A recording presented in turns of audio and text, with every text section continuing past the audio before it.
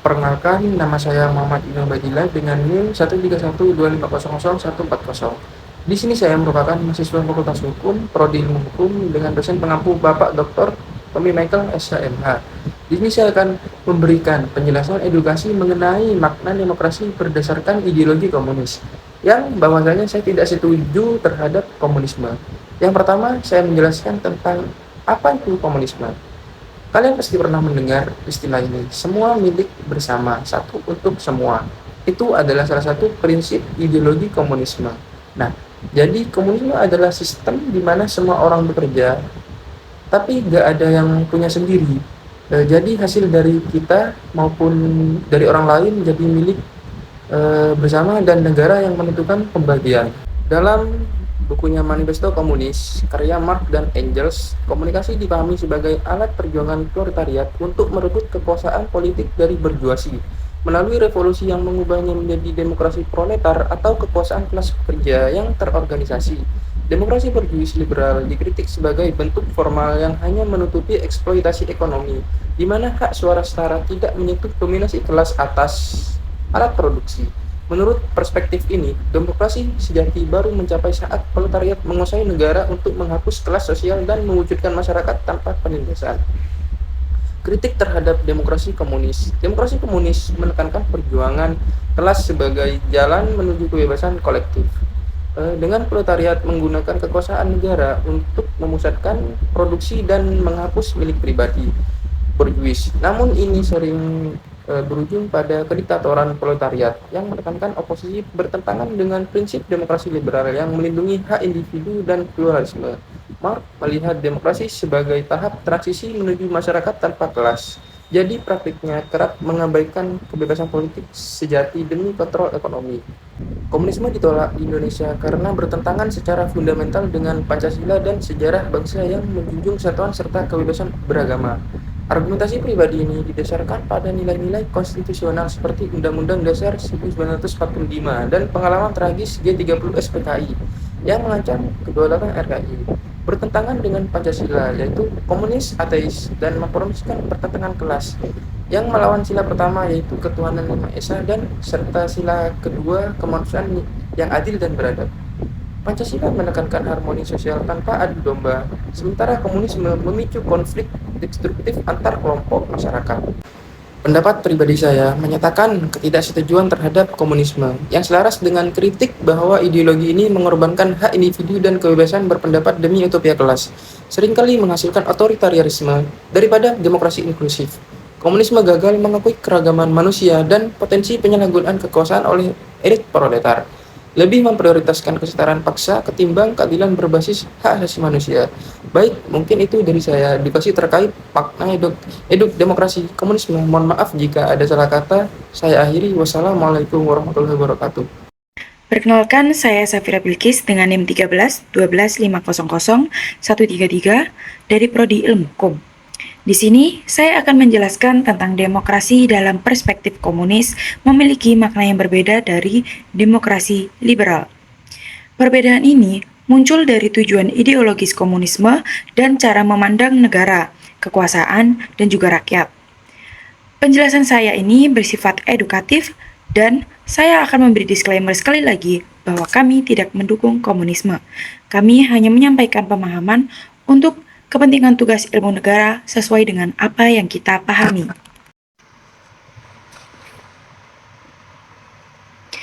Dalam pemikiran komunis, demokrasi tidak diartikan sebagai kompetisi bebas antar partai.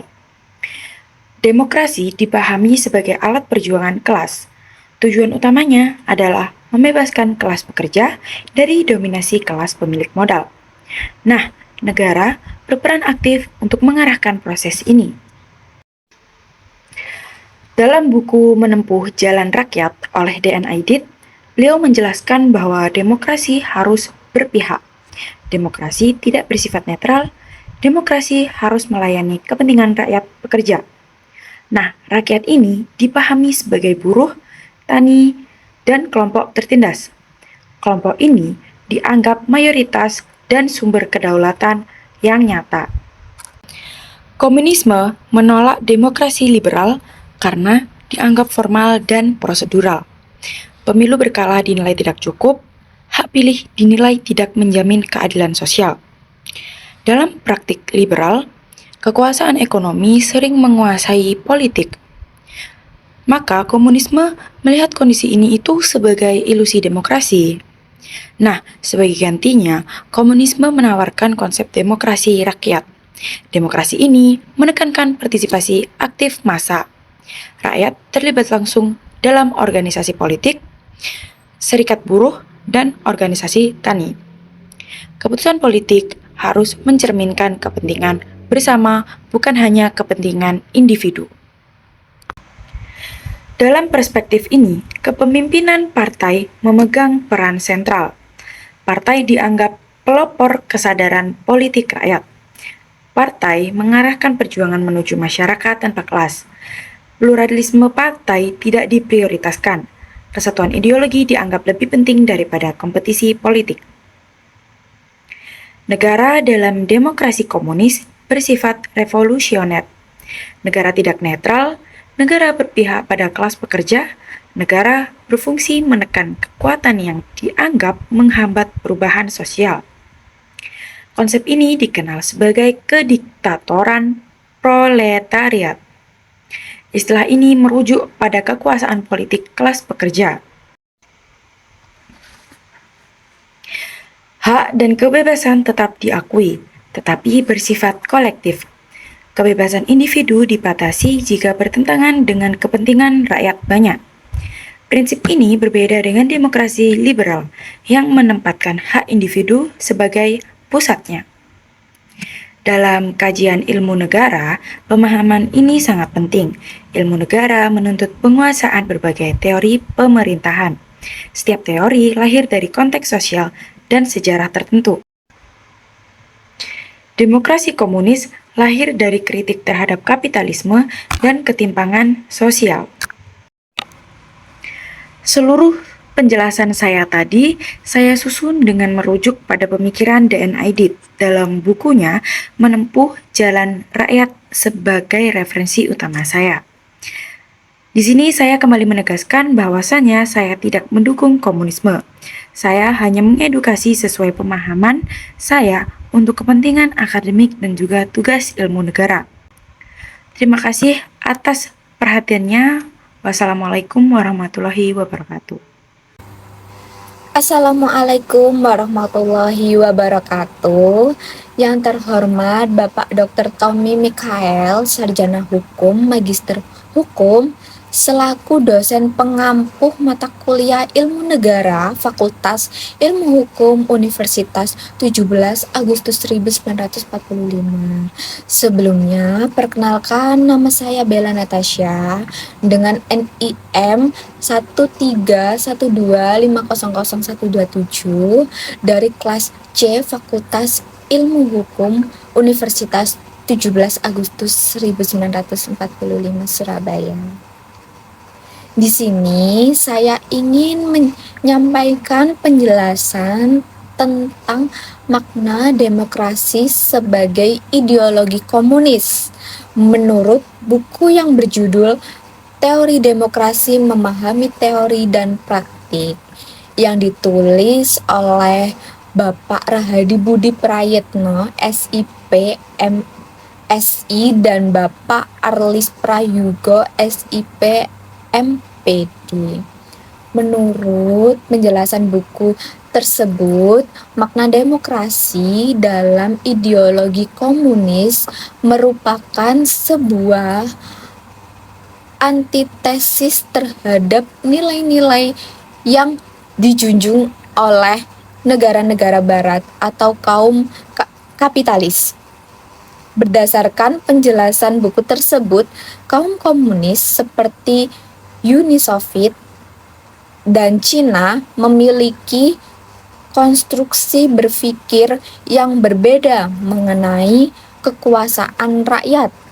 Mereka tidak memahami demokrasi sebagai kedaulatan yang dijalankan melalui kebebasan individu, kebebasan pers, atau persaingan partai politik yang bebas.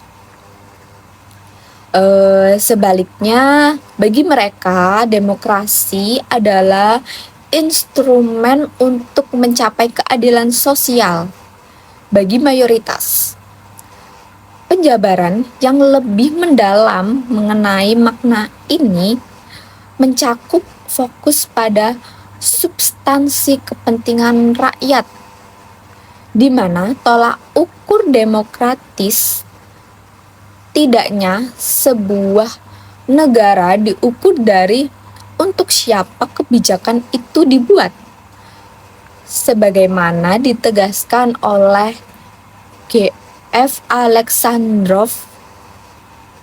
Inti dari demokrasi komunis adalah apakah sebuah tindakan pemerintah dilakukan demi kebaikan sebagian besar masyarakat atau hanya untuk melayani segelintir kaum elit minoritas. Perspektif komunis menggeser titik berat demokrasi dari proses politik di arah distribusi kesejahteraan dan peran negara. Jika negara-negara barat menekankan pada kebebasan memilih, voting, dan hak menantang pemerintah, ideologi komunis cenderung melihat hal-hal tersebut sebagai prosedur semata yang bisa dimanipulasi oleh pemilik modal. Bagi mereka, demokrasi yang sejati adalah ketika negara secara aktif menjamin kepentingan ekonomi dan sosial rakyat banyak tanpa terhambat oleh kepentingan-kepentingan privat atau kelompok kecil kapitalis. Oleh karena itu, bagi kaum komunis, makna demokrasi bukan terletak pada keberagaman organisasi politik atau persaingan suara, melainkan pada hasil akhir berupa kebijakan yang berpihak pada rakyat jelata atau massa.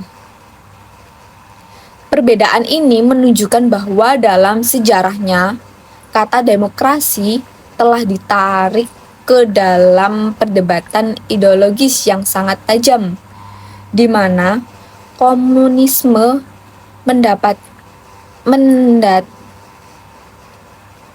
memandangnya sebagai alat perjuangan kelas untuk memastikan kedaulatan ekonomi mayoritas di atas kedaulatan politik individu. Sekian penjelasan dari saya. Mohon maaf bila ada salah kata. Wassalamualaikum warahmatullahi wabarakatuh. Assalamualaikum warahmatullahi wabarakatuh. Perkenalkan, nama saya Alvarito Arar Putra dengan NIM 13125000132. Saya dari mahasiswa Fakultas Hukum, Prodi Ilmu Hukum, dengan dosen pengampu Bapak Dr. Tommy Michael SHMH. Sini saya akan menjelaskan pendapat saya tentang ketidaksetujuan terhadap komunisme. Menurut pendapat saya, ketidaksetujuan terhadap komunisme pada dasarnya berpusat pada perlindungan terhadap hak asasi dan inisiatif individu.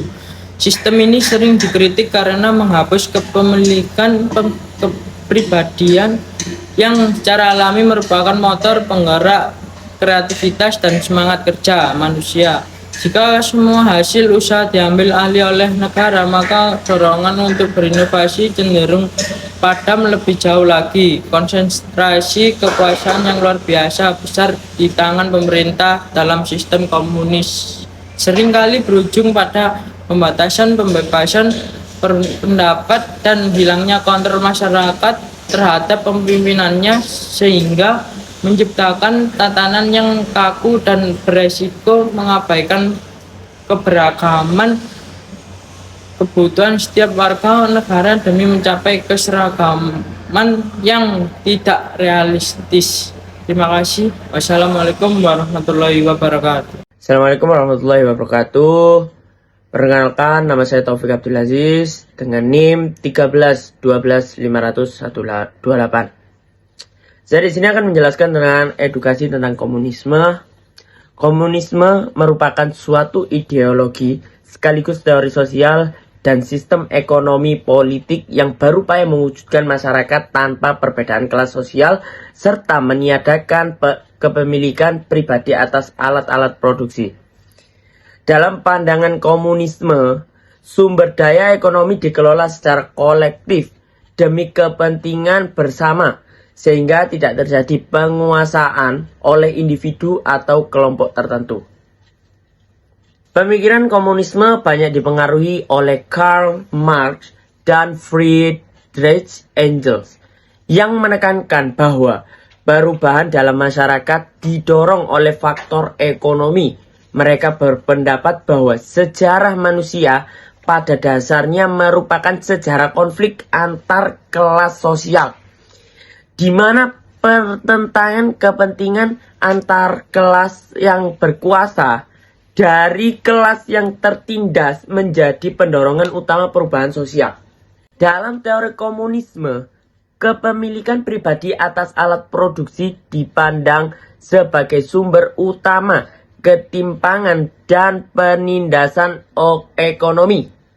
Oleh karena itu, komunisme mengusulkan penghapusan kepemilikan tersebut guna menciptakan masyarakat yang setara dan bebas dari eksploitasi. Tujuan akhir dari ideologi ini adalah terbentuknya masyarakat tanpa kelas sosial dan tanpa dominasi negara, di mana setiap individu berkontribusi sesuai kemampuannya dan memperoleh hasil sesuai kebutuhannya. Sebagai sistem ekonomi, komunisme menempatkan seluruh kegiatan produksi dan distribusi di bawah pengelolaan negara atau kolektif.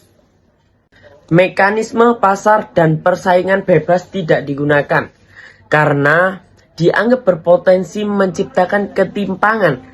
Distribusi hasil produksi dibentukkan berdasarkan kebutuhan masyarakat, bukan berdasarkan kepemilikan modal atau kekuatan ekonomi individu. Dalam praktek politik, negara-negara yang menerapkan komunisme umumnya menggunakan sistem pemerintahan terpusat dengan peran negara yang sangat dominan.